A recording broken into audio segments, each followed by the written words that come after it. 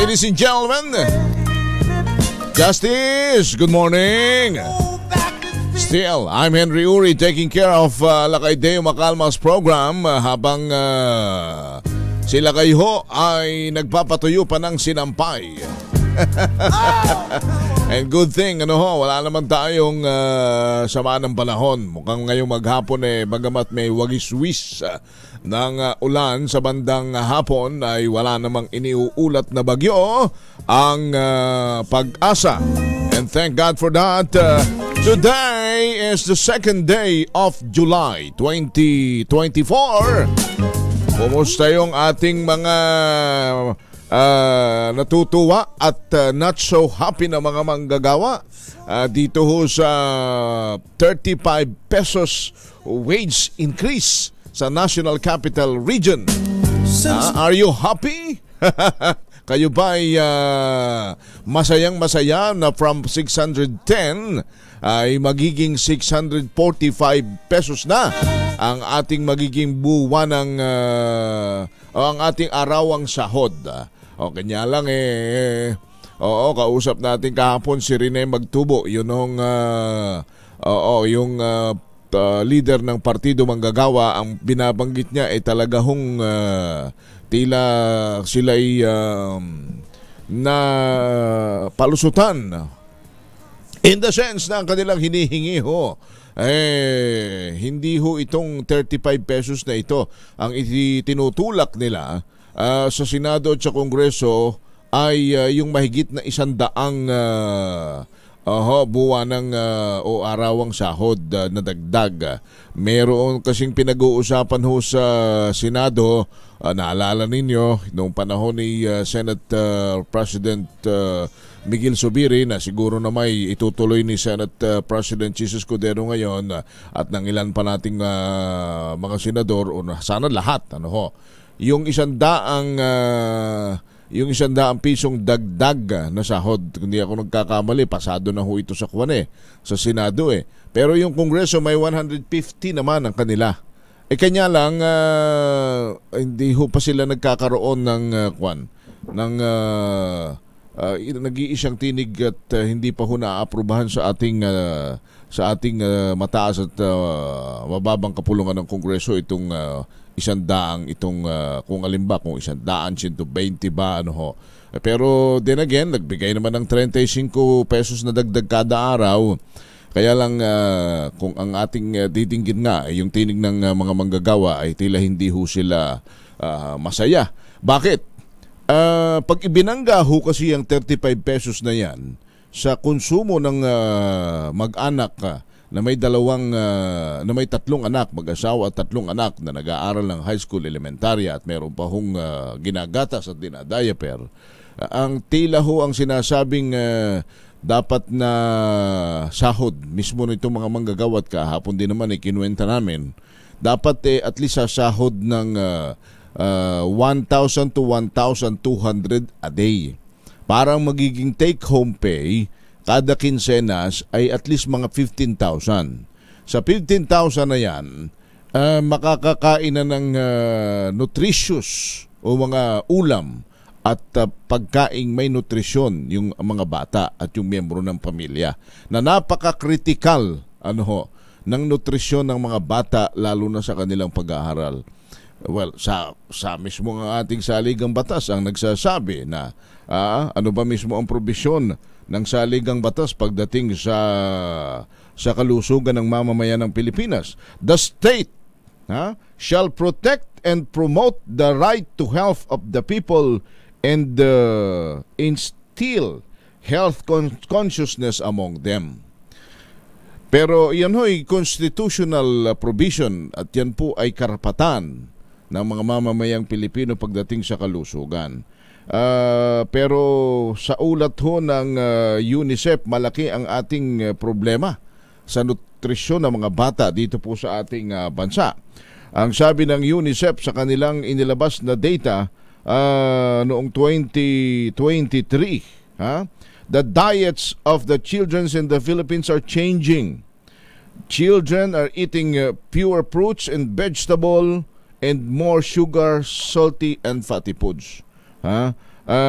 Yun daw hong 74% ng 13 to 15 years old ay madalang ng kumain ng mga gulay, prutas at masustansyang pagkain at nahihiratin na dun sa mga instant kanya ang bunga naman ito pagdating po sa performance sa eskwelahan ay mababa, mawalang galang at hindi naman lahat. Kanya lang talagang nakikita po natin yan with all due respect, lalo na yung mga nag-aaral sa mga pampublikong paaralan na siksikan sa isang classroom na para na silang pinais na dulong ay talaga namang pag kinumpara natin dun sa mga masasarap ang pagkain sa araw-araw, masusustansyang ipinapasok sa katawan, ay talagang di hamak na daig ng kaunti. Maaaring malaki sa katalinuhan itong mga batang ito. Kanya, bakit ko ba binabanggit rin? Kasi kung ang sahod mong ganyan nga lamang, nilalaman ko, siguro sabihin nyo, makalamang ka naman, kahirap-hirap na nga, maigi na nga tayo, merong ganyang at least pinagtibay ng Department of Labor, na ang komposisyon nung nagpatibay pong yun, yung tripartite wage productivity board na tinatawag. Ang composition ho niyan, may representative po ang nag-a-approve niyan. Siyempre, ang Department of Labor, ang NEDA, ang DTI, at saka po yung representante ng mga manggagawa. Kanya lang kung di ako nagkakamali, ang sinasabi ni Magtubo dyan kahapon, tigda-dalawa yung tigda-dalawa yung apat na yan. Manggagawa, itong galing din sa sektor ng investor at galing sa sektor ng gobyerno. Kanya lang pagdating sa votation, talo sila sapagkat dadalawa ang kanilang kinatawan at minsan sagpi-sagpi po yung mga nasa loob. Kanya yung kanilang isinusulong ay na-outnumbered nung mga of course nung evaluasyon at saka noong analysis and kwentada ng mga kasama nila doon sa nagpapatibay ng dagdag sahod. Which is ang dapat ang manaig ay ang interes ng mga manggagawa. Naintindihan natin itong mga manggagawang ito sa pinagdadaan ng hirap sa araw-araw. Kagaya nga nung binabanggit ko, dapat kasi makapag-uwi ka ng maayos na sahod kada kinsenas at katapusan para maibili mo ng masustansyang pagkain yung iyong mga anak. Kasi kung dyan mo pa kukunin sa 635 na yan, pambayad sa kuryente, pambayad sa bahay, pambayad sa tubig, at pambaon ng mga anak mo, pambili ng pagkain nyo sa araw-araw, talagang kulang. Maski pa magpa-tumbling-tumbling tayo, mahihirapan tayong kwentahin sa mahal ng bilihin ngayon. Well, ang sagot dyan ng iba ay matuto kayong mamaluktot habang maigsi ang kumot. Kinakailangan madiskarte kayo, yung mga nanay. Magaling magsangkot siya ng kung ano-anong gulay. Kanya lang, hindi mo naman po pwedeng araw-arawin na pakainin yung iyong anak ng ginisang sardinas na may kangkong. Diba? Pritong, anong tawag rin pritong daing na may malunggay. Siyempre hindi naman ano pa ba mga nutritious na mura. Pero hindi na rin mura yung mga binabanggit ko na yan. Magkano na isang taling kangkong? Yung malunggay, maaaring mapitas mo lang yan sa kapitbahay. Talbos ng kamote, iba pang mga green and leafy vegetable, mahal na rin po yan . So, ako'y kaisa ng mga manggagawa sa panawagan na sana'y matuloy po itong nasa Kongreso at Senado na ito na dagdag na sahod na hindi ito para lamang sa manggagawa pati ng Metro Manila. Buong Pilipinas po sana'y makinabang dito sa mapagtibay sana itong 100 to 150 na dagdag na sahod para po sa mga gagawa sa araw-araw. Para yung nutrisyon ng mga bata ay atin pong mas mapagtibay at ang performance nila sa mga eskwelahan ay hindi po naman kawawa. Abay sapagkat talaga ho namang ang batay pag pumasok ng gutom, pag pumasok ng ang dalang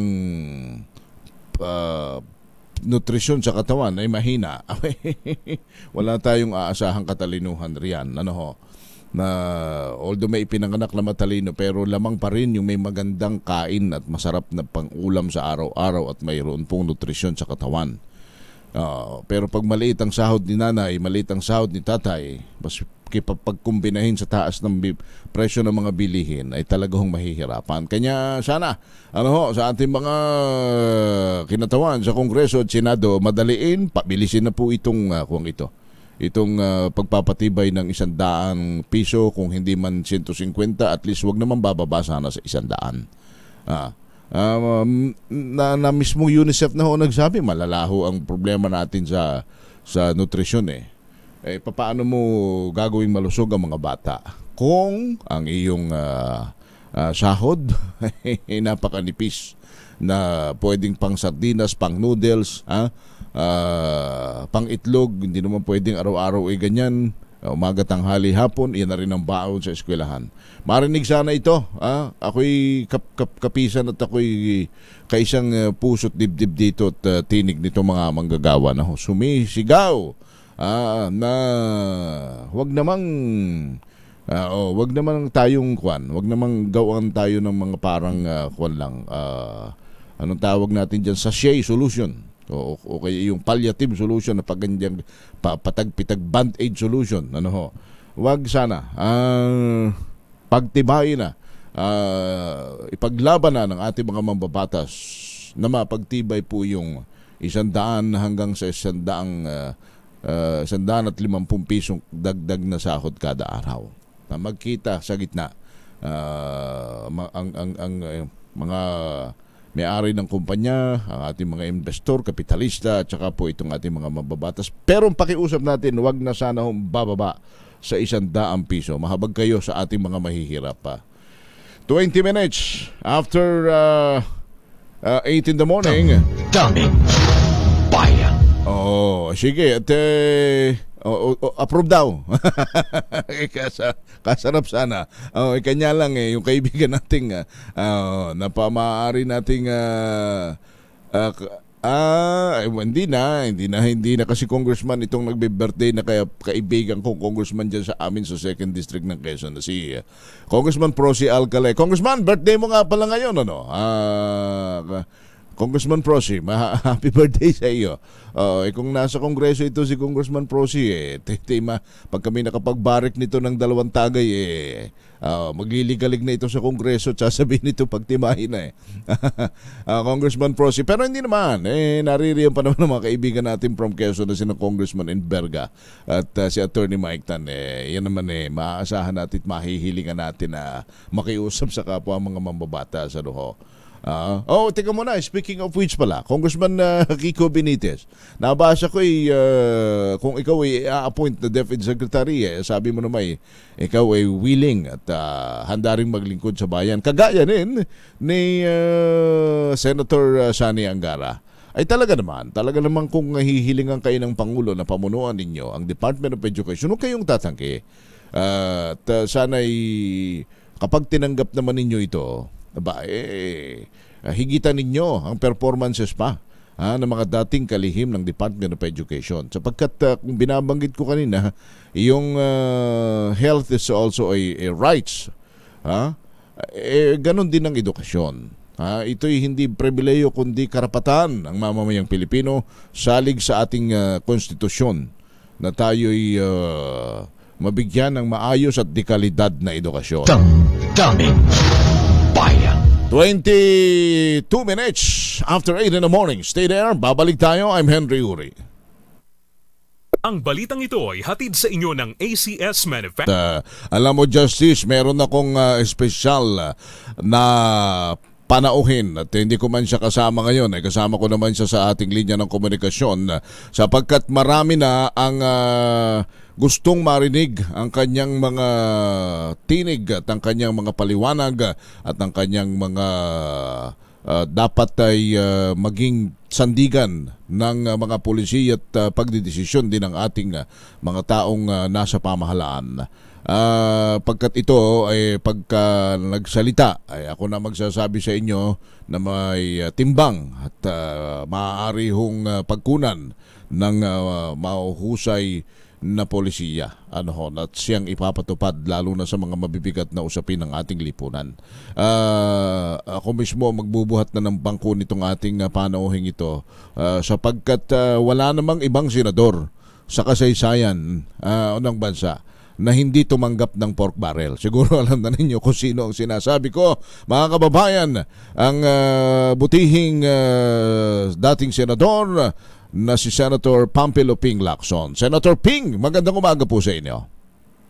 Henry, magandang umaga sa iyo sa mga nagsusumusubaybay sa programa mo. Magandang umaga rin. Mabuhay ka. Salamat po sa inyo at kami ngayon pa lamang ay nagpapasalamat sa inyong pagpapaunlak na kayo aming makapanayam. Alam naming napakaginto ng inyong oras at ng inyong pong mga pang-araw-araw na schedule. Sen, hindi na ako magpapaligoy-ligoy pa. Napakaraming issue ng ating bansa na talaga hong masalimuot sa kasalukuyan. Pero uunahin ko ang issue po ng West Philippine Sea. Ano po ang inyong pagtingin dito? Tayo ba ay nasa tamang foreign policy pa? May mga dapat bang at mga hindi dapat na nangyayari sa pagdidesisyon tungkol sa bagay na ito? I'm talking about the foreign policy of our present government. Senator Ping. Yeah, Henry, salamat. Para lang mas lalo ma-appreciate ng mga sumusubaybay sa pag-uusap, mas magandang magsimula muna tayo sa mga definition of terms, ika nga, no? Pag sinabi nating EEZ, yung Exclusive Economic Zone, ito'y sumasaklaw doon sa tinatawag na 200 nautical miles na ang katumbas nito sa lupa, 230 miles, ano? Doon sa area ng dagat na yung isang sovereign state mayroong exclusive rights regarding doon sa exploration and use, paggamit ng mga marine resources, kasama na yung sa energy production na nanggagaling sa dagat, pati hangin. Yung ating exclusive economic zone, merong 4 na subzones. At ito'y sumasaklaw sa napakalaki, nasa mga 2.26 million square kilometers. So, ganyang kalawak yung ating tinatawag na EEZ. Pag sinabi naman nating territorial waters o territorial sea, ito yung ayon na rin sa UNCLOS, yung 1982 na UNCLOS ng United Nations, 12 nautical miles yung saklaw. Dati ito, bago pa nag-1982, 3 nautical miles lang ito dahil yun yung abot ng bala ng kanyon from the shoreline. So, in-expand ito noong 1982. So, yun, doon lang ito ay magsimula para ma-appreciate ng mga sumusubaybay sa pag-uusap natin kung ano yung kahalagahan ng ating EEZ o yung pinag-aawayan ngayon, yung conflict sa West Philippine Sea. So maliwanag, yung mga lugar ng dagat, karagatan ng Pilipinas na nasa loob ng EEZ, tayo ay merong karapatan na doon sa mga marine resources at saka yung pangingisda ng ating mga fishermen, mga fisher folk. At meron din tayong karapatan doon, ating yung rights na tinatawag para mag-explore doon sa mga marine resources, pati energy. Opo. Kasi kaya nga interesado rin yung ibang bansa dyan, lalo na yung China. Kasi sa aking pagkatanda, nagkaroon kami ng pagdinig doon sa JMS, yung joint, yung panahon pa ni dating President Arroyo. 1968 pa, nagpadala na ng mga geologists ang bansang China dyan at napag-alaman nila na napakayaman sa energy resources yung West Philippine Sea. So, sabi nga ni dating Senate President Enrile, tatandaan ko nung dinalaw ko siya sa Camp Crame nung kasalukuyang naka-PH siya doon. Sabi niya, alam mo Ping, ang laman niyan kung susukatin natin ang estimate niya na sa mga trillions ng barrels ng natural gas at saka hundreds of billions ng oil. Yan ang laman ng West Philippine Sea area. So talaga interesado yung bansang China dyan. Now, knowing that background, mapunta na tayo sa present conflict na talaga nagkakairingan na yung bansa natin sa bansang China. Senator Ping, with your indulgence, bago pag-usapan natin yung conflict, yung binabanggit po ninyong rights o karapatan sa ating economic zone, ang operative word dyan ay exclusive eh. Pag sinabi bang exclusive, yan ba'y kahit sino? O kasi ako pag sinabing exclusive, ibig sabihin tayo lamang, walang iba. Pero yan ay pwede ring pangisdaan, pwede ring i-explore, kagaya ng binabanggit mo. Hindi tayo pwede mag-impose na exclusive sa amin yan eh. Walang pwedeng pumasok.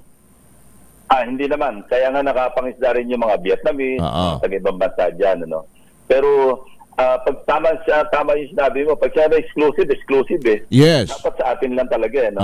Ang problema kasi doon sa ruling, yung arbitral ruling, while final na yon, hindi na yun ma-i-appeal, ano? Kasi kanya ng kanilang patakaran. Ang problema, hindi naman enforceable. Sino mag-enforce? So palakasan ng puwersa ang labanan. Wala naman talaga tayo tatapat sa bansang China. Napakalayo natin. Ang katapat nga ng China ngayon at maaaring tinatalo na ng China pagdating sa military hardware, ano, mga equipage at lahat, baka lamang na sila sa US. Although, yung mga scholars, lalo yung sa mga military, yung nakakalam sa military history, no, ng mga bansa sa buong mundo, sinasabi nila medyo malayo pa yung China pagdating sa dagat, yung sa mga naval power or authority. Parang marami pang taon ang abante ng United States. So, maganda rin yon kasi mabuti rin, meron tayong umiiral na Mutual Defense Treaty with the United States. Kasi ito yung matagal ko na sinasabi, ito yung pwedeng magamit natin pang balanse, yung tinatawag nating balance of power sa West Philippine Sea. Kasi kung tayo lang mag-isa, walang balance of power, talagang titirisin lang tayo sa mga kaganapan dyan. Kaya nag-aalanganin din yung bansang China, medyo tinitingnan din lang kasi sinasabi sa MDT, di ba? An attack on a public vessel, yun. Yung operative word dito, yung public vessel ng Pilipinas, attack din yon sa US, kaya matitrigger yung MDT. Dati kasi Pacific Ocean lang yung Pacific Fleet ang pag-uusapan dyan, Pacific Ocean. Pero I think 2-3 years ago, nagpalabas ng parang memorandum o circular yung US na ina-expand nila yung coverage ng MDT. Kinaman nila yung South China Sea o yung West Philippine Sea. Yung inyong binanggit na wala talaga tayong Panama kung tatapatan natin ng puwersa ang China, and yet meron tayong pinag-uusapang conflict, and you were about to say and discuss this conflict between China and the Philippines on the issues of West Philippine Sea. But then again, kung ang alab ng mga Pilipinong nakakasaksi sa mga pangyayari na lumalabas sa social media at sa mga balita na talagang hinahayaan na ng palakol, ng itak, may mga may mga dahas ng ginagamit. Paano ihahandle po ito? Ganong wala naman tayo ika nga ninyo na talagang panamang puwersa laban sa China. Yung pa isa, nagkaroon controversy yung pahayag ng Malacanang noon, di ba? Hindi yan armed attack. Pero pag tinignan mo yung kahulugan, yung meaning ng armed attack, hindi lang ito nagsasabing armed attack ang gamit, armas na pang, alam mo, yung baril. Kung ano mang gamit na may gunpowder, ano. Pati lanceta, pati yung knives kasama. Pagka umatake at gamit yung punyal o yung lanceta, armed attack din yun. Lalo yun, bolo, saka yung mga palakol.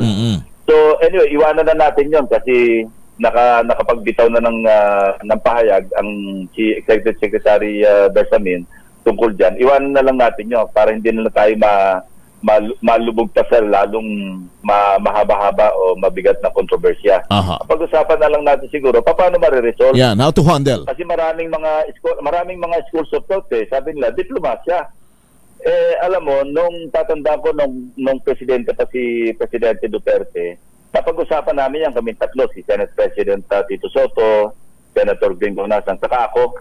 Nagsama kami ng isang eksperto tungkol doon sa yung sa pag-explore ng mga enerhiya, yung sources of energy. Doon sa Davao, pinasyalan namin, nagpaalam kami kung pwede kami pumasyal para ma-discuss yung tungkol sa West Philippine Sea. Napaka-interesado si President Duterte. Kasama pa nga niya si Executive Secretary Bingbong Medial Diaz. Napag-usapan namin. So, napakasabi niya, tama-tama, mag-uusap kami ni President Xi Jinping, babanggitin ko yan. So, ang proposal noon, mag-joint exploration, buhayin dating joint exploration. Alam mo, maganda na sana yung direksyon noon. Ang problema, nahaluan ito ng yung NBNCTE, kung natatandaan mo, hindi nahaluan noon, natuloy na sana. At ang isa lang naman yung parang parang subject ng discussion namin, ako mismo yung nag-suggest, sabi ko, Mr. President, kung papayag ang China sa sharing na 60-40, maski hindi sa actual na computation niya, kasi siyempre mag-i-input ng puhunan, technology, ang China, hindi naman masusunod talaga yung strictly yung 60-40 kasi pag nag-compute, siyempre, isasama nila yung amin yung capital yan, amin yung technical input yan. So may question. So pagka at the end of the day, pag nag-compute, hindi talaga papatak ng 60-40. Pero sabi ko, Mr. President, symbolic ito. Pagka halimbawang on paper, nakitang 60-40 at matuwid lang naman na ikarga ng China yung kanilang ilalabas na puhunan, okay na rin yun. Ang mensahe doon sa international community, napakalakas. Dahil ating constitution, sinasabi, di ba, 60-40 pagka may foreign investor. Napakaganda ng mensahe noon, parang inacknowledge na ng bansang China na ayon sa ating constitution, 60-40 yung hatian. Sa atin naman, magandang mensahe rin yun na talaga atin to. Kasi constitution natin sinunod.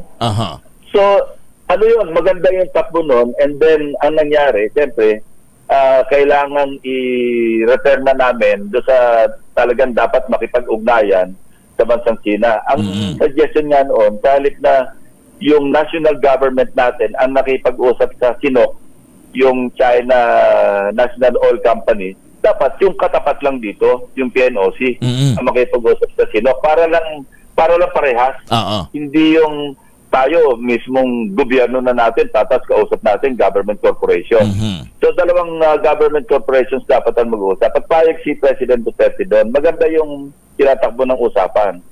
So yung tao na hindi ko nababanggitin yung pangalan, wala akong permission bagitin ang pangalan niya, nirefer na namin sa DFA panahon ni Secretary Locsin. At maganda yung naging takbo. Hindi ko na lang nasundan kung bakit nagkaroon ng glitches, mga major glitches, at naudlot yung usapan. So, yung mga basic principles na mas mahirap na i-reconcile, nandoon na sana yung sharing, tapos paano mag-explore. Pero along the way, may mga nangyaring problema. So, hindi ko na nasundan kung ano yun. Senator Ping, clarification on that 60-40 provision.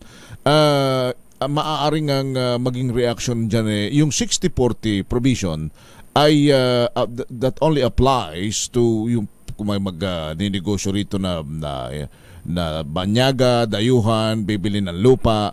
Pero itong ating pinag-uusapan ay exploration sa isang bahagi ng karagatan na may territorial dispute. Kung sakaling 60-40 ang magiging labanan, wala ho ba tayong magiging issues sa ating soberenya na parang ipinalamang na natin ang 20% pa sa halip na dapat tayo ang may 60 at sila ang 40 sapagkat ito'y may kaakibat nga ho na usapin on our sovereignty, Senator? Hindi, tayo yung 60. Sila yung 40. Ayun, so tayo ang 60, sila ang 40. Ibig sabihin doon sa 60-40, sa 60 na yon pumapayag na ang China na tayo ang 60, sa kanila ang 40, pumayag sila ron? Initially, yes. Yun ang aking pagkaintindi. Sayang. Sa ating proposal.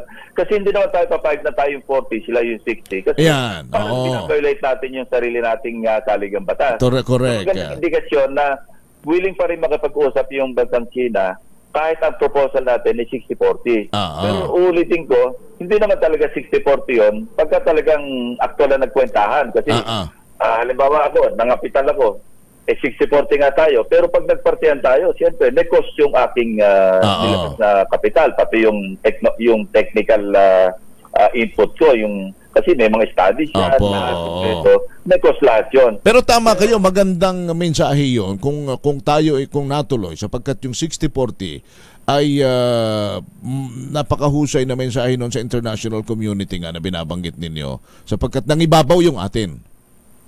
Yes, at parang inacknowledge ng ng China doon, parang inacknowledge nila na talagang umiiral yung ating konstitusyon na sumasaklaw doon sa West Philippines.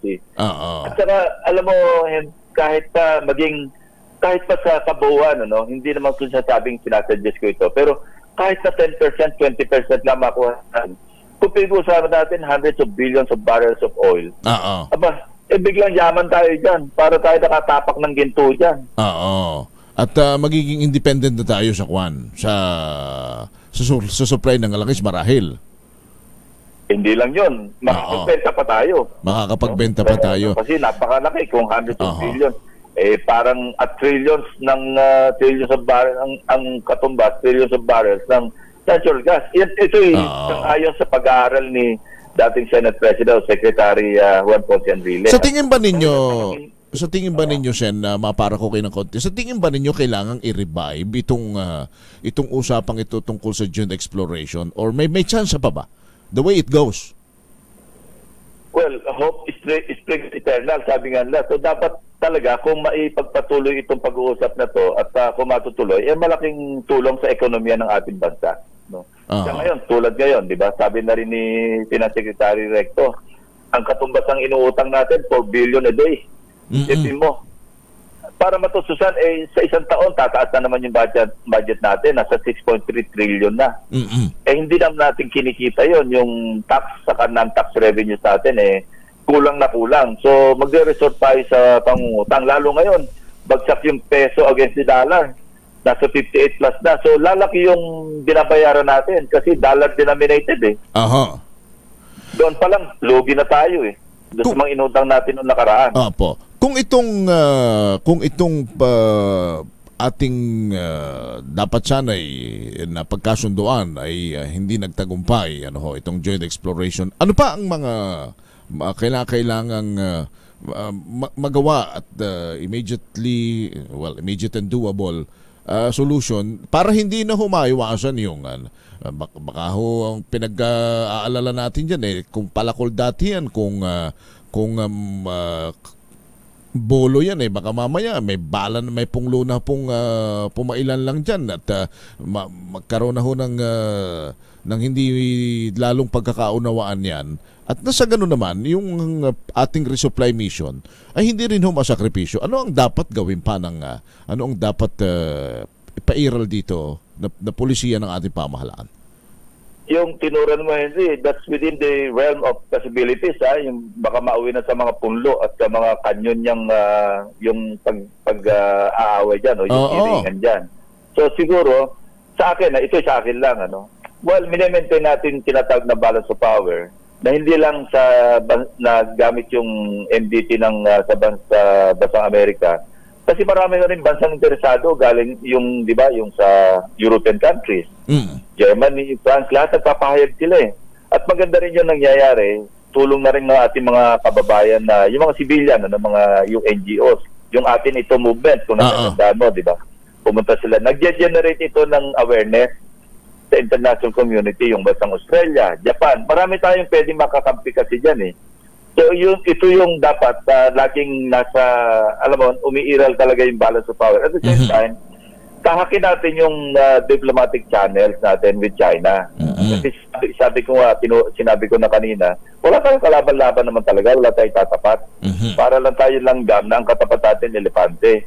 Isang tapak lang sa atin, wala naman tayo talaga maipoporma. Pero meron tayong tinatawag na territorial integrity at saka yung sovereignty na siyempre dapat naman natin paglaban. Di naman tayo dapat pumayag na sige lang, ibigay na natin sa kanila yan.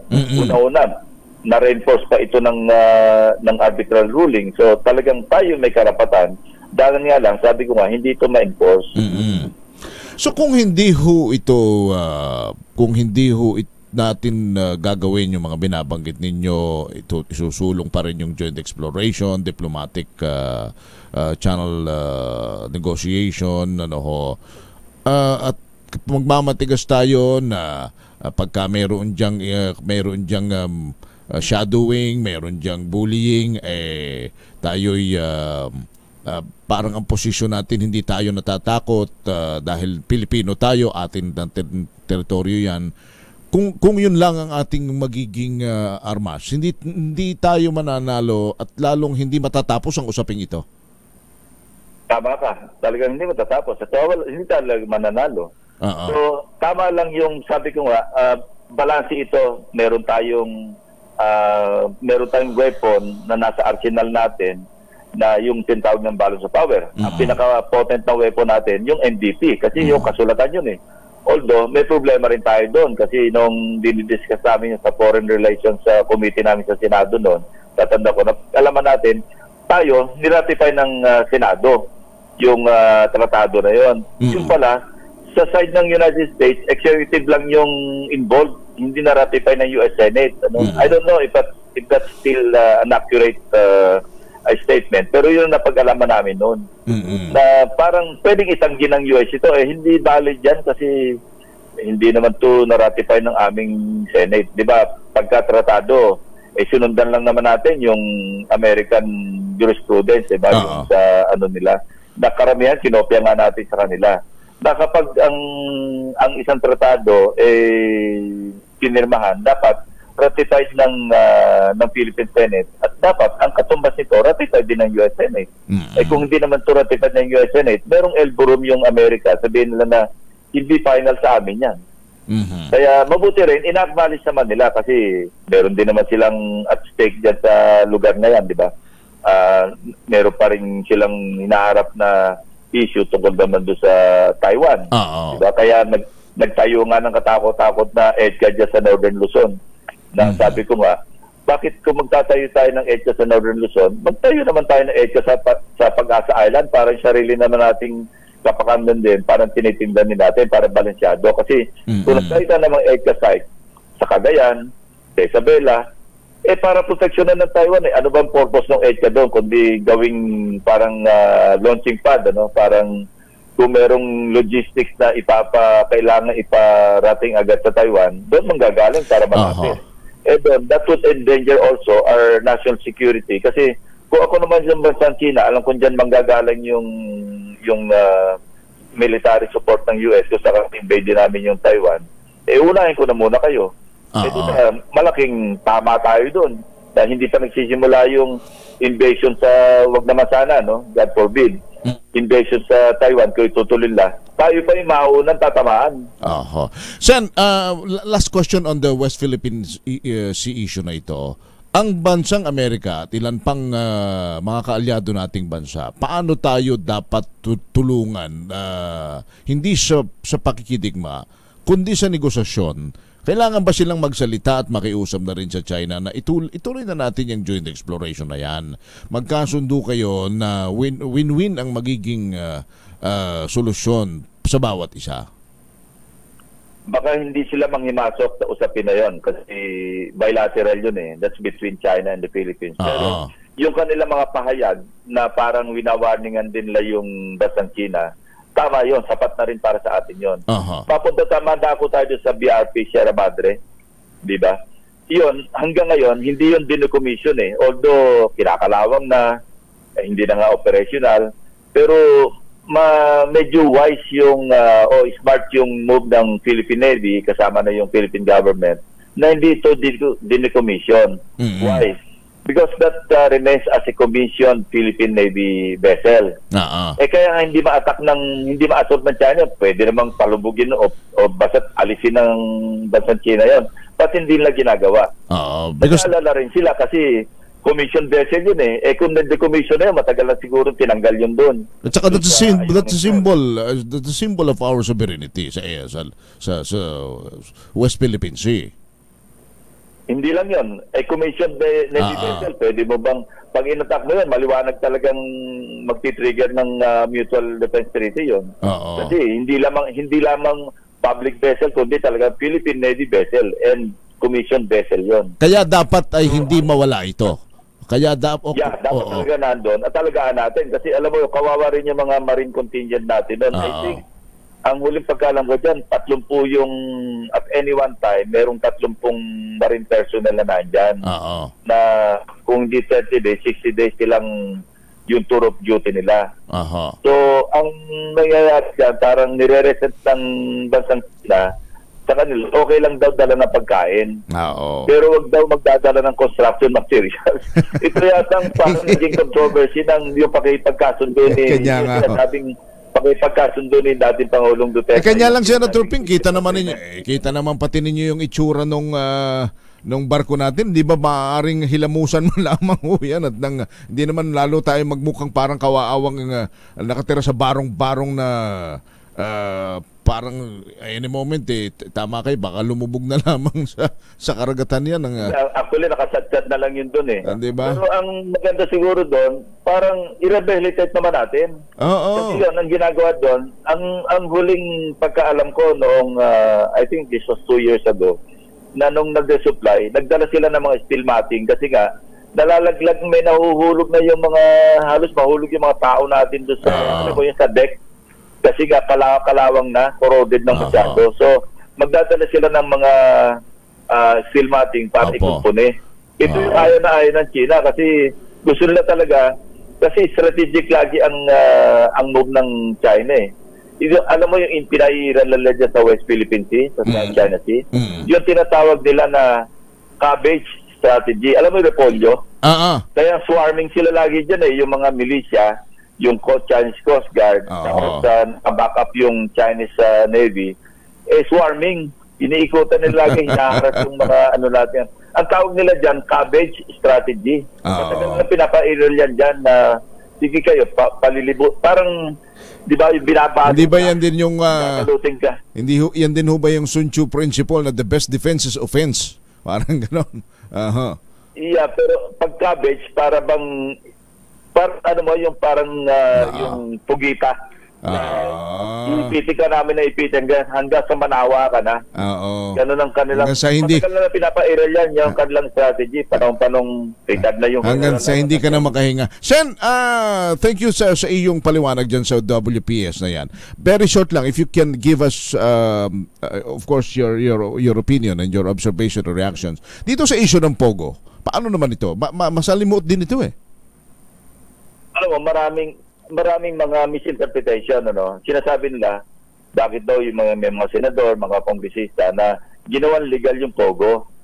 Alam mo, ang Pogo is a regulated industry. At ang regulatory agency niya, body, yung PAGCOR. Hindi kailangan ng legislation dyan. Mali yung pinapakalat ng iba, ng ilan dyan na, ito mga senador na ito yung mga bumoto para ma-legalize yung Pogo. Hindi po kailangan ng legislation para i-legalize yung Pogo. Ang legislation na pinasa noon ng Senado, nandiyan ako sa Senate noon. Kailangan nga lang, hindi ako kasama sa mga bumoto noon Kasi wala ako sa floor, nasa office ako. Hindi na ako umabot nung nag-roll call vote, So wala akong sa listahan ng bumoto. Anyway, ang pinagbotohan noon, yung pag-impose ng kung magkano yung tax rates na i-impose sa mga PAGCOR registered Pogo operators. Hindi yung pag-legalize ng Pogo kasi mabuti na rin yun dahil before, halos lahat sa dami ng Pogo, ang bilangan ng Pogo dyan ni Chairman na Altengo, di ba? Sabi niya, ang dinatnan niya raw 298 yung Pogo na isipin mo dami nun, puro mga Chinese ibig sabihin ang nagkulang sa imposition ng regulation is PAGCOR. Hindi, kaya nga sila na rin yung naglabi na kung pwede magpasa ng batas na mag-impose ng tax rates, determine magkano ba yung tax na i-impose sa mga Pogo, yung registered. Kasi registered sa PAGCOR, illegal talaga yun. Kasi Sen, ang lumalabas ngayon, sabi ng PAGCOR, kung hindi ako nagkakamali, 55 lang yung kanilang nilisensyahan. Mahigit 200 na yung walang lisensya at illegal. Yun din at nila. So, na parang lisensyado yon, parang masyadong naging arbitrary yung paglisensya. So, binawasan nila yung mga hindi nagko-qualify talaga, yung marami mga violations, kung ano, tinanggalan na lang lisensya, parang naiwan yata, yung tama sinabi mo, kung di 43, nasa mga 50 plus. So, from 298. So, mas madaling i-regulate yun, mas madaling i-monitor yun, kasi ito yung dapat pagbayarin ng buwis, magbayad sa PAGCOR, yung mga ganon. So, dapat kung gusto nilang mag-operate yung POGO, magpasa ng batas na declare na lang illegal yung POGO. Kasi sa ngayon, hindi naman talaga illegal. Illegal kung hindi registered sa PAGCOR.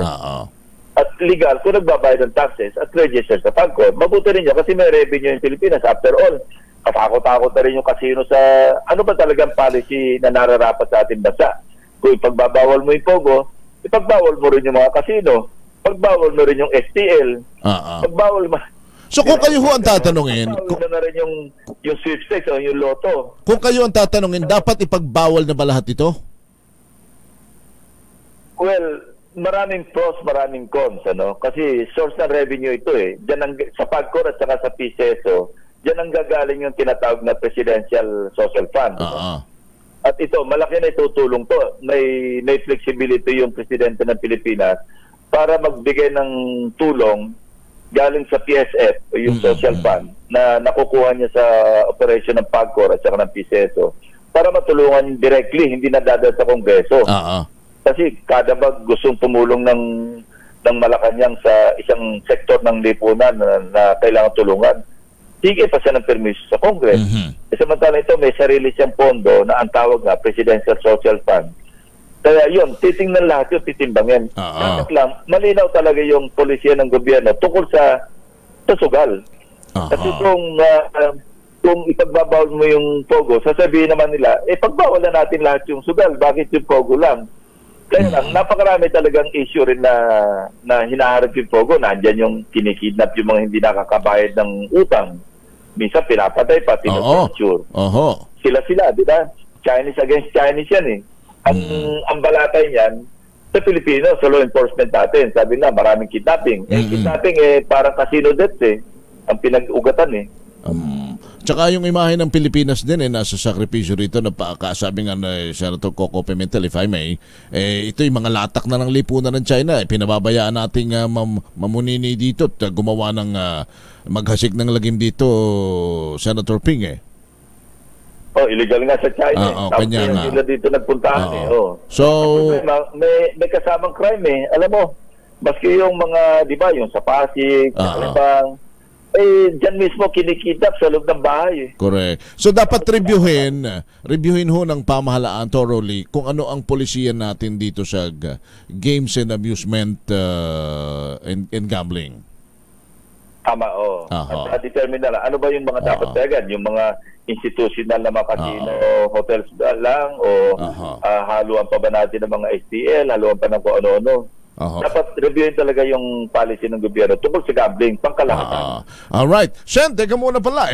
Ano bang ating, ano bang plano po ninyo? Ito, may mga nagtatanong na dito sa ating text line sa social media. Oktubre na, filing na ng Certificate of Candidacy, simula na ng mga 2025 midterm elections.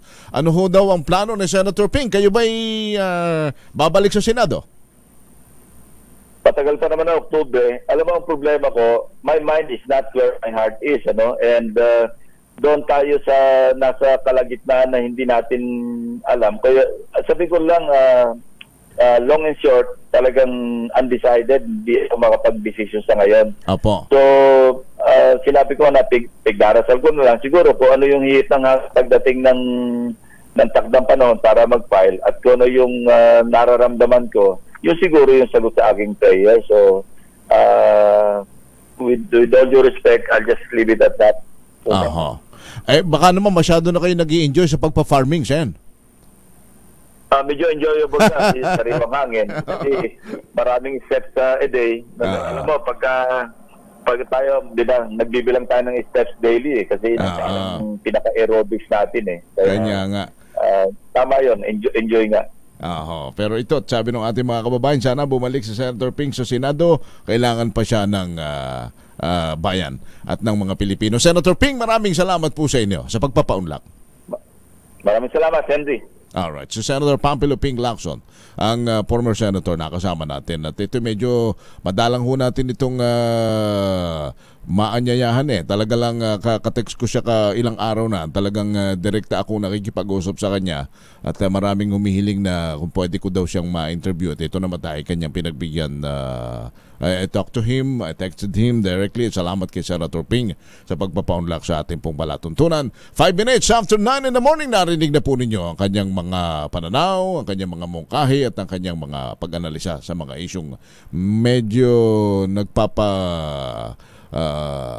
ano hong tawag yan, nagbibigay ng mga tigbi-tigbing pawis sa atin pong Pangulo, sa ilang pang mga opisyalis ng gobyerno sa mga, lalo na itong issue ng West Philippine Sea.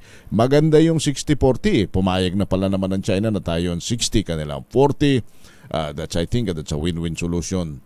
Kaya lang, somewhere along the line, the way, nagkaroon po ng problema yung negosasyon, sana matuloy.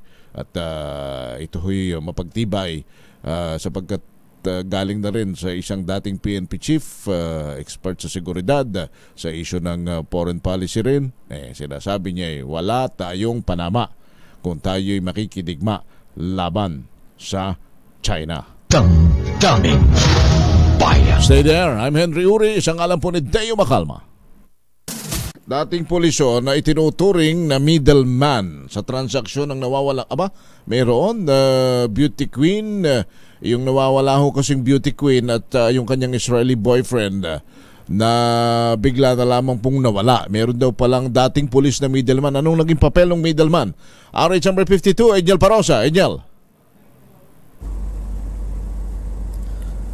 Nasasangkot ang isang dating pulis sa kaso ng pagkawala ng isang beauty queen sa Pampanga at nobyo nitong Israeli.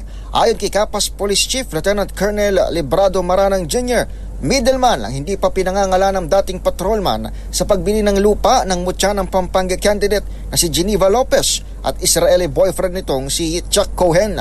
Nakatalaga umano sa Angeles City ang nasabing pulis o dating pulis bago nawala serbisyo matapos mag-awol. Pagkumpirma ni Maranang sa mga reporter sa Campo Crame, nagawa pang magtagpo ni na Lopez at Cohen na huling nakita noong June 21. Kinabukasan, natagpo ang sunog ang kanilang Nissan Terra sa Capas San Jose Road habang nakita naman sa abandonadong SUV na pinaniniwala ang persons of interest sa Tarlac City. Linggo ng gabi, nakita ng Criminal Investigation and Detection Group ay 3 abandonadong sakyang nakapark sa gilid ng isang bahay at posibleng kasama rin umano sa convoy ng mga biktima. Nakatakda itong i-turnover sa PNP Highway Patrol Group. Para sa kauna-unahan sa Pilipinas, DZRH, ito si Edniel Parrosa. Tuloy-tuloy sa pagbabalita, tuloy-tuloy sa serbisyo. Sama-sama tayo, Pilipino.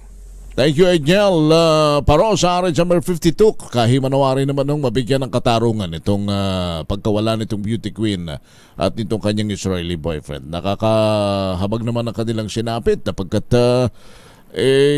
isipin ho ninyo, magpupundar sana ng lupa at bibili ng kaunting property, pagkatapos ganyan naman po ang sinapit. Wala pang tayong masabing kung sino talaga ang gumawa nito, kung sino talaga ang may pakana nito, pero kahimanawari na magkaroon ng katarungan ang sinapit po nitong dalawang ito. Ito ho'y sumisimbolo na naman po ito ng baka isipin nyo naman ano namang ang kinalaman na naman dyan ng kahirapan ng buhay. Meron sapagkat yung kadalasan yung ating mga kababayan na nagtatrabaho sa abroad, ang isang pakay niyan ay makapagpundar, kaya nagtatrabaho yan para pag-uwi dito sa ating bansa,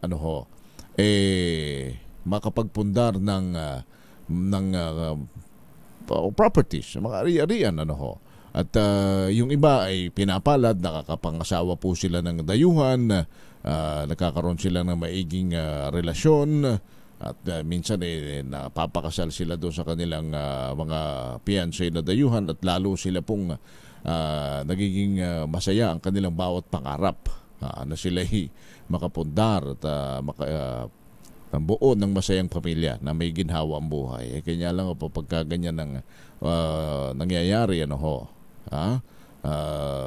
although ito ay isang beauty queen na may Israeli boyfriend, nagtutulungan sila, tinapos na kanila pong mga pangarap. Sana'y magkaroon po ng katarungan itong kanilang sinapit. Mahapdi ito para sa check doon sa magulang nung beauty queen nating kababayan. At ito rin maaaring sumugat na naman sapagkat kung sinasabing ano ba ang papel ng middleman? Yung middleman pala ay ahente ng lupa na bibilhin. So, hindi naman pa humalinaw kung ano bang involvement dun sa pagkawala ng beauty queen, pero kun ano man ang kahinatnan ng investigasyon, sana hindi naman pulis na naman ang masangkot sa naalala ko na naman yung nangyaring kaso ng beauty queen, although na-absuelto na yung pulis na pinagbintangan doon dyan po sa Tuy, Batangas. Beauty queen din yun Kumbaga, lahat namang hanay, saan mang gubat ay may ahas. Kanya lang, iba kasi ang ating iba kasi ang ating pananaw at iba ho kasi ang imahe sa atin ng mga pulis. Ang mga pulis ay talagang kaya ho naririyan ay para proteksyonan ang ating buhay at ari-arian.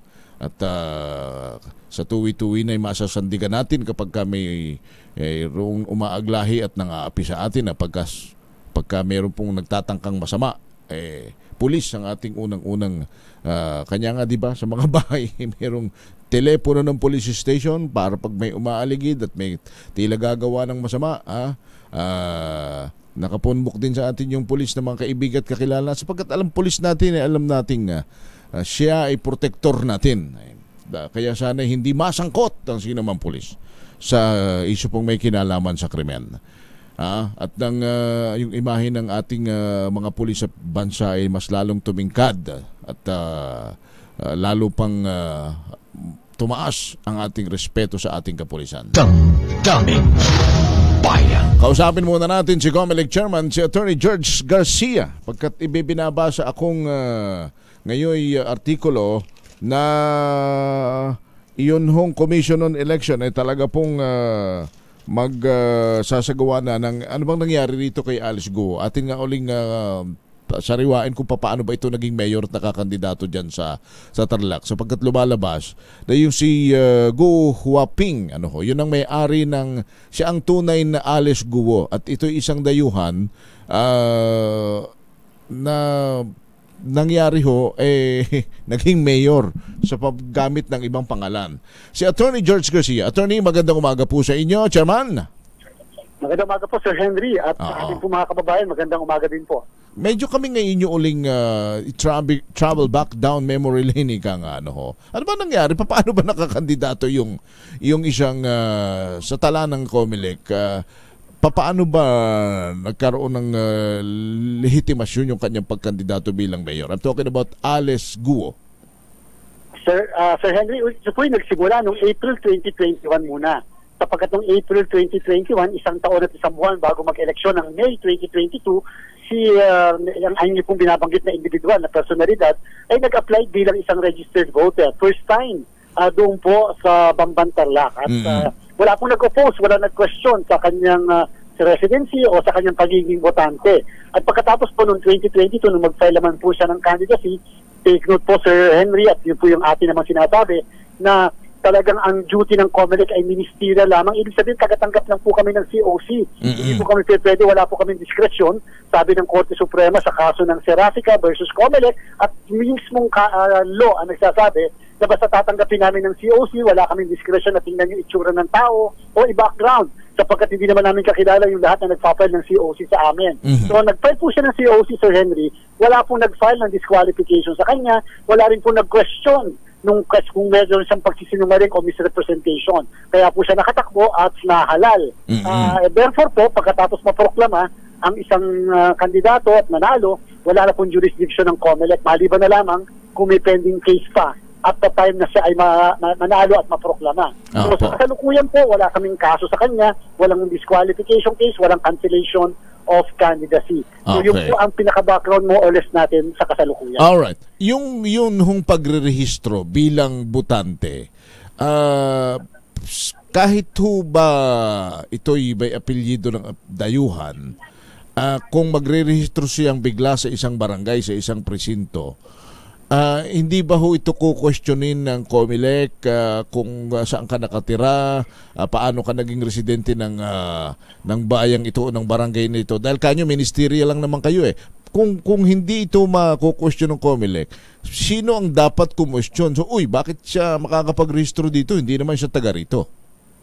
Doon po sa filing ng pagiging botante, Sir Henry, medyo iba po yun sa pagiging kandidato. Sa filing ng pagiging botante, remember po, kahit nung ako inyong nakakapanayam, ang sabi ko, ang requirements lang po kapag ka magpaparehistro ay number one, isang government-issued ID na nakalagay doon, nagpapatunay na ito yung address mo. Yan po yung requirement. Number two, yung kung wala naman pong government-issued ID, pwede pong barangay certification lang na galing kay kapitan o galing sa barangay secretary, makakapagparehistro na. Siyempre, ang presumption sa batas, ikaw ay isang Filipino citizen dahil nakalagay po yun sa deklarasyon sa form na pinipila panat ilang taon ka na nakatira sa Pilipinas at kung ano citizenship. Ang problem po, may period po kasi para may mag-file, may mag-question. Sir Henry, halimbawa ba naman ang local COMELEC namin, 2 tao lang sila sa opisina. Tapos na nagpaparehistro, sabihin mo na 5,000. Hindi naman po namin background check ang dana. Kaya po, ang sabi ng batas po mismo yan, dapat may mag-file ng isang registered voter na questionin yung mismong pagkatao ng tao. At pagkatapos, ito po ay kinakailangan ma-file. Hindi po sa COMELEC, meron po tayong tinatawag na Election Registration Board ng bawat munisipyo at syudad. Ang miyembro po niyan, COMELEC, number 2, ang civil registrar, at number 3, ang superintendent ng teachers. Wala pong na-file kahit isa sa kanya na oposisyon. Noong siya'y magrehistro, batay sa record ng COMELEC, ano ang kanyang ipinakitang ID, government ID, o kaya naman, meron ba siyang barangay certificate? So hindi po ako nagkakamali, isang barangay certification, kasama na rin po ang driver's license. So meron siyang, may inisyuhan siya ng barangay chairman na sa katunayan ay residente siya ng barangay na yon. Tama po. At meron pa rin po din siyang passport. At ang passport po ay Philippine passport. Siyempre, ang nai-issue lang naman ng passport ay yung mismong citizen ng bansa na nag-issue po ng passport. Ano baka yun naman ang batayon ng barangay chairman? We can speculate na kaya siya na-issuehan ng barangay clearance to register sapagkat siya ay mamamayang Pilipino batay sa kanyang passport at siya ay may property o mayroon siyang bahay doon sa lugar. Opo, baka nakikita niyo kasi alam talagang meron siyang farm. Meron pong ganyan. Kaya po nakikita siya. At the same time, yun po ang ginawang basihan ng COMELEC sa ating nung mismong election registration board na approve ng application for registration. So sa ngayon ay wala hong kaso at wala pang nagpapail sa inyo until now, until this very moment? Wala pa po. At yun po ang kadahilan ng Sir Henry kung bakit ang COMELEC meron kaming motu proprio function naman na mag-file ng election offense. Ito po, election offense, kasong kriminal. Yung po kasing disqualification cases, Sir Henry, yan po ay administratibo na kaso. Pagtatanggal, o hindi pagpapayag bilang kandidato. Subalit, lahat ng aksyon na ginawa ng isang kandidato o ng isang tao sa panahon ng campaign period, sa panahon ng election period, ay pwede pong maharap yung taong yan kung may paglabag sa Omnibus Election Code ng tinatawag na election offense na may pagkakakulong ng 3 hanggang 6 na taon. So kahit po nakaligtas ka, walang nagpalse ng disqualification, hindi ka pinapatanggal bilang kandidato, kung ikaw ay may pagsisinungaling naman, kung meron kang misrepresentation, ay pwede naman po kayong balikan ng COMELEC sapagkat ang prescriptive period, isa nga ay yung pagkakabaliwala ng criminal liability ay 5 taon magmula sa eleksyon. So kung ikaw po yung nag-commit ng violasyon ng 2022, 5 years pong from 2022 yung counting para po sa pagpapile ng tinatawag na election offense. So kung 2022, after 2027 pa? Tama po. Kaya kung sa kasalukuyan, may jurisdiction pa kami at ito na po ang sinasabi ko na tayo po ay magmomoto proprio na.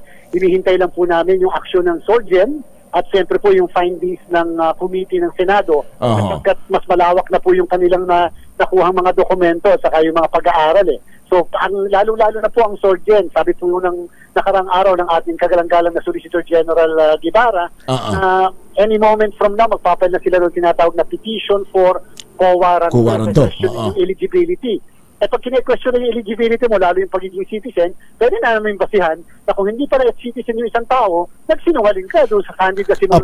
Kanya nga po, yung peking identidad niya, to begin with, na siya naman ay sabi ng NBI, siya si Guo Huaping, na hindi siya Pilipino pero lumabas na siya ay Pilipino dahil kaninyo nga may passport, may barangay clearance, saka pagrehistro, pero pineke yung kanyang pagiging Alice Guo, yun ho'y isang election offense ng pagsisinungaling. Apo, misrepresentation po ang tawag natin yan sa Section 261 ng Omnibus Election Code. Iba pa po, Sir Henry, yung falsification, iba pa po yung issue ng perjury. Iba naman po yan sa piskalya mo yan sa file. In fact, para sa inyong kaalaman ng mga kababayan natin, ongoing po yung discussion ko ngayon sa tungkol sa bagay na yan. Nandito po kami sa isang nag-meeting, nagpupulong po tayo sa National Bureau of Investigation upang maisangguni ko nga yung mga issue na yan, problema yan. At kung ito ho ay mapatutunayan ninyong nagkasala under the election offense, posible ba siyang matanggal kaagad-agad bilang alkalde ng Bamban? Kasong criminal po yung sa amin, yung pagtatanggal po mo ulit sa nasa Solicitor General po yan doon sa tinatawag na co-warrant to. Subalit, pagka may nag-file muli ang isang personalidad na may ganyang klaseng kinakaharap na problema para sa 2025 election, ay pag nagkaroon po kami ng determination, pwede po maging ground yun ang disqualification. Opo. At kung ito ay magtatangka pa uling mag-re-elect, hindi na makakapasa sa COMELEC. Kung sakali po meron na kaming determination. Kaya po talagang tinitinan din natin mabuti. Baka naman makakita natin ng ebidensya upang makapag-initiate kami ng formal na kaso. Okay. Para uli sa kapakanan ng ating mga kababayan na may halimbawa ay nakapangasawa ng dayuhan at nakatira na dito sa Pilipinas at mabait naman itong si dayuhang ito na pusuan ng mga tao na pakandidatuhin maski barangay chairman o mayor o konsehal o ano pa man, ano ba ang kanilang dapat maintindihan bago sila makakandidato kung sila'y dayuhan? Sir Henry, sa ating po mga kababayan, dalawang klase po ang Filipino citizen, isang natural born at isang naturalized. Okay, sino muna yung naturalized? At parang si Justin Brownie, siya ay foreigner dati, binigyan ng Philippine national at Philippine citizenship dahil ginawad ng Kongreso dahil sa magaling mag-basketball, siya ngayon ay naturalized Filipino citizen. Sabi ng batas natin ng local government code, pagtatakbo ka sa local position, ang nakalagay daw must be a citizen of the Philippines. So meaning to say, pwede pong natural born, pwedeng naturalized siya. So si Justin Brownie ngayon, pwede na makatakbong mayor, pwede makatakbong governor. Subalit si Justin Brownie ay hindi pwede makatakbo bilang president, vice president, senador, congressman, sapagkat ang requirement po sa mga posisyon na yan ay natural born Filipino citizen. Tanong, sino naman ang natural born Filipino citizen? Ang natural born Filipino citizen ay citizen of the Philippines from birth, sa pagkapanganak pa lang, na hindi kinakailangan gumawa ng kahit anong aksyon, mag-file ng kahit anong petisyon para lang makuha ang kanyang citizenship. Ikaw, ako, siguro yung lahat ng halos nakikinig sa ating mga kababayan, tayo po, nung pinanganak tayo, nanay tatay natin, Filipinos, itsura pa lang Filipino, wala tayong ginawa, hindi tayo nag-file ng petisyon para ma-acquire yung citizenship. Yan po, tayo ay natural born Filipino citizen. Actually po talaga, Sir Henry, ang katotohanan, para mapatunayan mo ang tao ay Filipino o hindi Filipino, it will require presentation of evidence. Sapagkat hindi po kita nanay at tatay mo Pilipino, paano kung yung mga lolo mo ay yung pala ang mga foreigners? Hindi, ang mga nanay at tatay mo rin, foreigners. Foreigners, kaya kailangan background check. Yung pala, ganun pala mangyayari nun. Kung ang kalululuhan mo ay foreigner, ibig sabihin yung lolo mo at yung mga ulang mo ay foreigner din, lumalabas na ikaw ay hindi na natural born Filipino? At ang pinakabasihan po, ito liliwanagin ko. Kunyari, nagle-lecture tayo sa law. Ang pinagbabasihan lagi, anong konstitusyon nung panahon na ikaw ay pinanganak. Halimbawa, Sir Henry, ikaw ay pinanganak 1973 onwards. Bago mag-1987, ikaw ay govern ng 1973 Constitution. Kung ikaw naman ay pinanganak before 1973, ikaw ay govern ng 1935 Constitution. Pag pinanganak ka after 1987, ikaw ay govern ng 1987. Bakit importante yun? Iba po kasi ang mga nakalagay, naka-enumerate. Baka po may mga nakikinig, interesado kayo. Patingnan niyo po lahat ngayon. Article 4 ng Saligang Batas. Article 4, pwede nyo i-google. Naandun po, who are the citizens of the Philippines? Nakalagay sa 1987 Constitution, those whose father or mother or mothers are citizens of the Philippines. Ibig sabihin, kung ang tatay mo foreigner pero ang nanay mo Filipino, Filipino ka. Yun ang 1987. Iba ang 1973, nakalagay doon, those whose mothers po are citizens of the Philippines who upon reaching the age of majority select or elect Philippine citizenship. Ano ibig sabihin? Kung pinanganak ka pala ng 1980, govern ka ng 1973 Constitution. Ang nanay mo dapat Filipino. At pagdating mo ng age ng majority 18, dapat i-elect mo, meron kang papel na i-issue na parang pinipili mo ang Philippine citizenship. Pag hindi na naman, kahit ang nanay mo ay Filipino, hindi ka Filipino. Nako, kung halimbawa pala, Chairman, na mayroong mga nakakandidato at nanalo na mga tunog foreigner ang apelyido sa iba-ibang mga lugar, kung talagang gugustuhin at ipapadisqualify o kakasuhan, pwedeng kalkalin yung kanilang mga citizenship na yan. Kaya kinakailangan matrace mo. Kung wala ka, hindi matrace kung sino yung nanay mo at pinanganak ka under the 1973 Constitution, may problema ka. Dahil kinakailangan patunayan mo ang nanay mo ay Filipino. At sa Certificate of Candidacy, malinaw naman na ilalahad mo riyan kung sino mga magulang mo at kung saan talaga kayo nakatira at saan kayo galing. Wala pong nakalagay na ganun sapagkat hindi po siya required ng Section 74 ng Omnibus Election Code. Subalit, nakalagay doon kung anong klaseng citizenship mo. At ito po ay under oath pinanumpaan. Yun po ang kadahilanan kung bakit pwede kang kasuhan ng misrepresentasyon o perjury o falsification of public document. Pero sa Certificate of Candidacy, wala ring attachment ng halimbawa ng NBI mo o ng birth certificate mo? Wala po, hindi po nag-require. In fact, minsan, sinubukan ng COMELEC mga ilang taon na nakalilipas na mag-require ng attachment ng certification na hindi ka drug addict o gumagamit ng pinagbabawal na gamot. Ito po ay kinwestiyon sa Korte Suprema yung kaso ng Social Justice Society versus COMELEC. Sabi ng Korte Suprema, unconstitutional. Ang ginawa ng COMELEC, hindi pwede magdagdag ng kahit na anong requirement ano yung piniprescribe ng batas. Sa tingin ba ninyo walang pangangailangan o may pangangailangan tayo na may susugan tayong batas panghalalan na pag nag-file ka ng Certificate of Candidacy, dapat may attachment ng birth certificate. Dapat po sana, yun po ang aking, sana po may attachment man lang, payagan o may isang batas na magsasabing i-attach ang birth certificate. Meron po kami ng paraan to trace at malaman natin kung ano talaga ang pinanggalingan ng isang tumatakbo. Sapagkat yung birth certificate naman ay public documents na naman yan at yan ay nire-required na lalo na sa iba't ibang klase po ng documentation. Tapos yung iba pala minsan may walang birth certificate. Kanya nga, okay naman po yun, pero at least matitrace natin ano ang kadahilanan, circumstansya, ganon. Nako, sana po. Ano po itong panukala ninyong ito? Mayroon na ba kayong kinausap? Mayroon na ba kayong pagpupulong sa NBank na maisulong po ito? Itong mag-attachment ng birth certificate? Tayong ilang miyembro ng Kongreso, Sir Henry. Sabi natin baka naman pwede mailagay yan. Kasi nga po, kung ministerial ang duty ng COMELEC, wala pa ng iba nakadakip, naka-attach. Talaga po madami makakaligtas na makakapag-file ng mga alam natin hindi naman kwalipikado o eligible. Kung mabigyan kami ng dagdag na dokumentong ma-screen o matitingnan, kalakip ng mismong Certificate of Candidacy, ay at least po kahit paano magiging basihan namin yon upang mapatunayan kung may pagsisinungaling o tutuhanan yung nakadikla sa Certificate of Candidacy. Yun man lang sana, Chairman, yung PSA authenticated birth certificate, mai-attach sa COC. Opo. Kung pagka nga po kumuha tayo ng passport, requirement yun ito pa. Po sa COC, hindi tayo maglakit. Ito pa, hahawa ka ng maselang posisyon at hihingi ka ng mandato sa tao, hindi ba?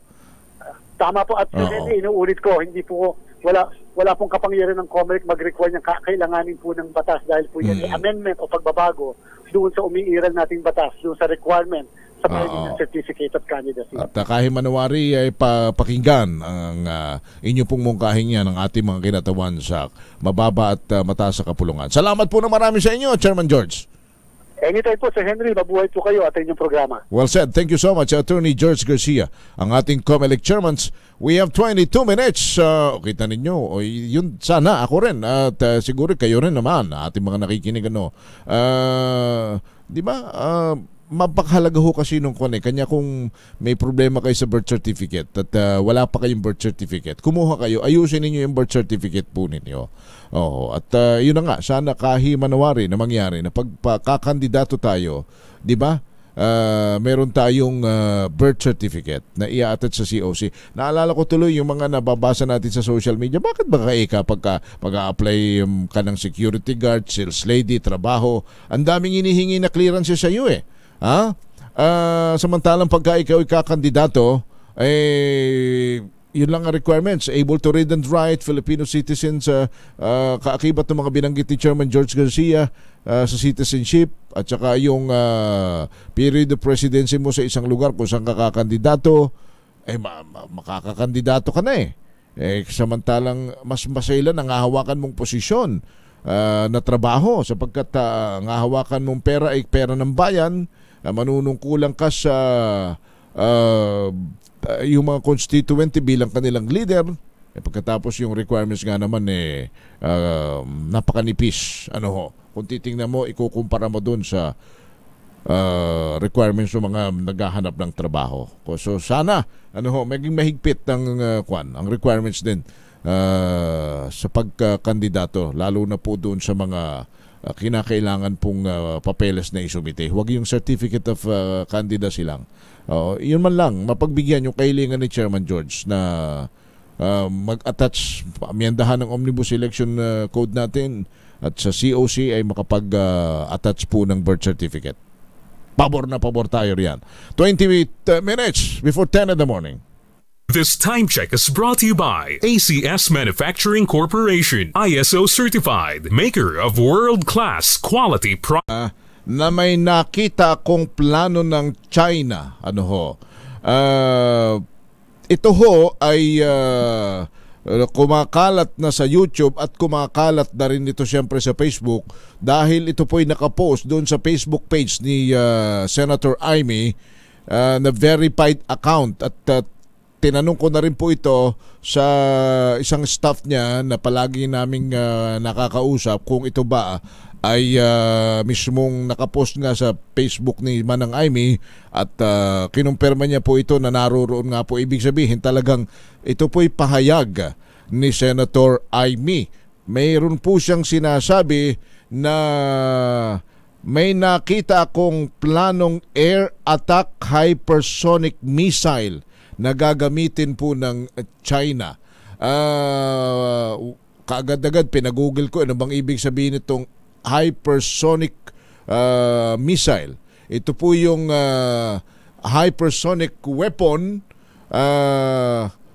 a weapon capable of traveling at hypersonic speed defined as between 5 and 25 times the speed of sound, or about 1 to 5 miles per second. Nako, medyo security matters po ito.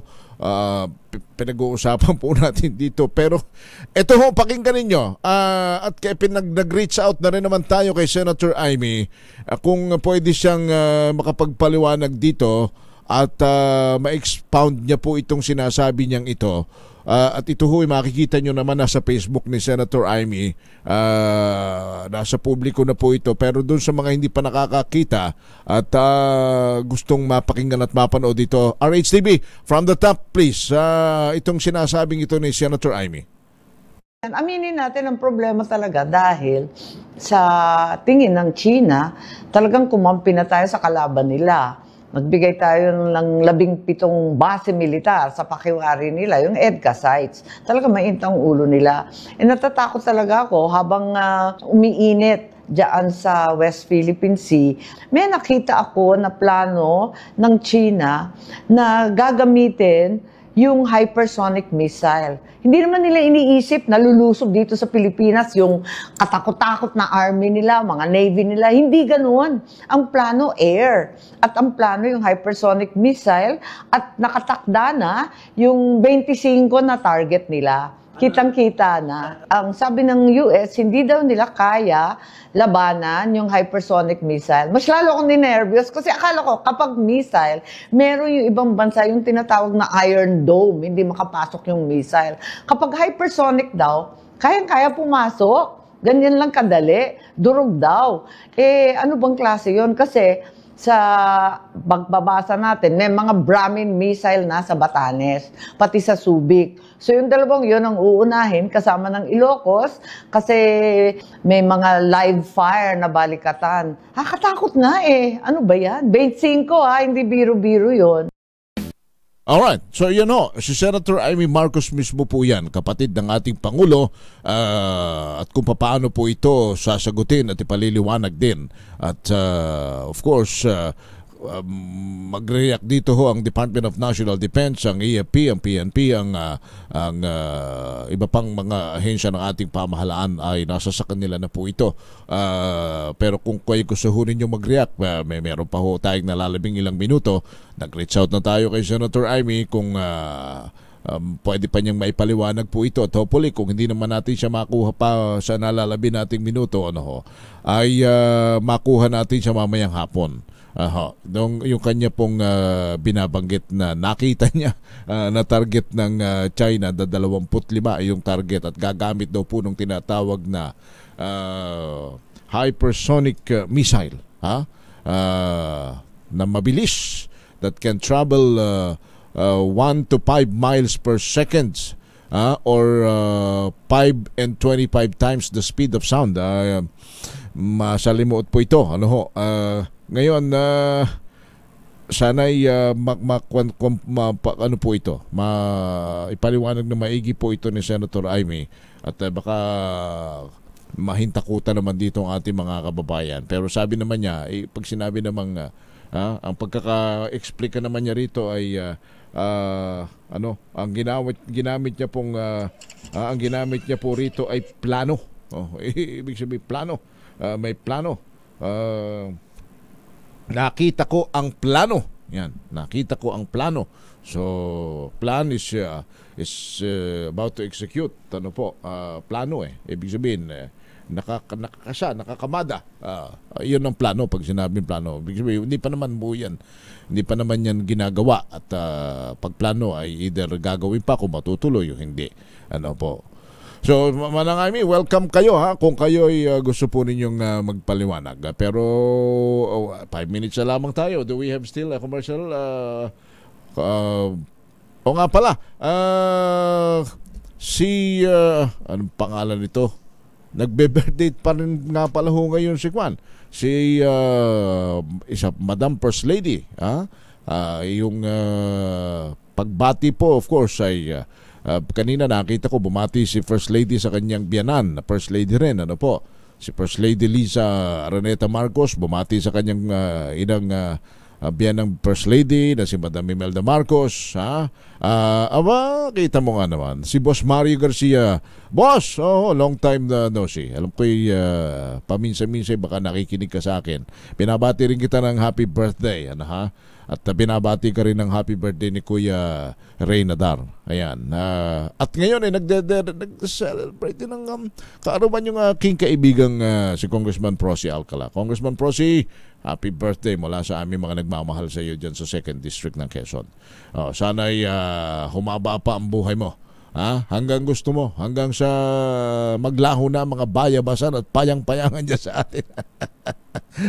Mahigitan mo sana ang buhay, haba ng buhay ni Mitusalem, Congressman Prosy. Guys, ang araw kita mag-barik uliri yan pag may pagkakataon, dyan sa atin. Anyway, yun hong mga nagmo-monitor sa bagyo, wala naman kasi ang dami kong natatanggap yung mga pag-ulan sa bandang hapon at gabi sabi naman ng Pag-asa, yan po ay bahagi na ng pagharap natin ngayong pong tag-ulang ito. Ganyan naman ang bansa, ang Pilipinas pagka pumatak na po ng Hunyo-Hulyo, bagamat mainit sa tanghali, pagdating ho ng hapon ay inuulan. Pero huwag kayong mag-alala, wala naman pong napapaulat at wala namang sinasabing bagyo ho ang Pag-asa. Kaya Thank you. Salamat po sa inyong lahat. Nakaraos na tayo sa 2 oras nating palatuntunan. At sa ngalan po nila kay Deo Macalma, kami po ay nagpupugay sa inyo ng magandang umaga on Tuesday morning, July 2. Mamayang hapon magkadao pampalan tayo sa Balansyado. Ako po si Ka Henry Uri. Isang minuto na bago mag-alas 10 ng umaga, tabayanan si Aliyah Ikatlo para po sa public service program in behalf of May Binauhan.